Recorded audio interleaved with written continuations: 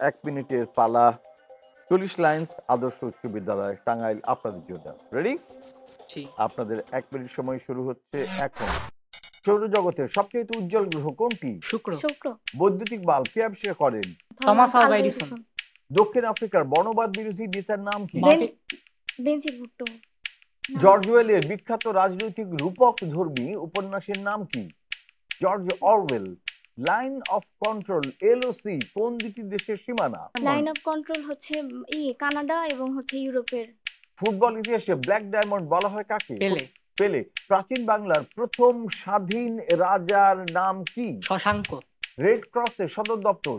Switzerland. সুইজারল্যান্ডে বিশ্বের বৃহত্তম জাদুঘর?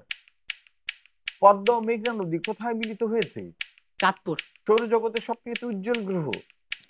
শুক্র। বৈদ্যুতিক বাল্ব? Thomas Alva Edison. দক্ষিণ আফ্রিকার বর্ণবাদ বিরোধী নেতা? Nelson Mandela. জর্জ অরওয়েলের বিখ্যাত রাজনৈতিক রূপক ধর্মী উপন্যাসের নাম? Line of control. Line of control Canada এবং যুক্তরাষ্ট্রের ফুটবল ইতিহাসে ব্ল্যাক ডায়মন্ড বলা হয় কাকে? পেলে। প্রাচীন বাংলা প্রথম স্বাধীন রাজা? শশাঙ্ক। রেড ক্রসের সদর দপ্তর? সুইজারল্যান্ড। বিশ্বের বৃহত্তম জাদুঘর? পদ্মা ও মেঘনা কোথায় মিলিত হয়েছে? চাঁদপুর। ওকে, শেষ হয়ে গেল 1 মিনিট সময়। দেখে নিই আমরা প্রশ্নগুলো সঠিক উত্তর। দেখা যাচ্ছে সৌরজগতের সবচেয়ে উজ্জ্বল গ্রহ হচ্ছে শুক্র।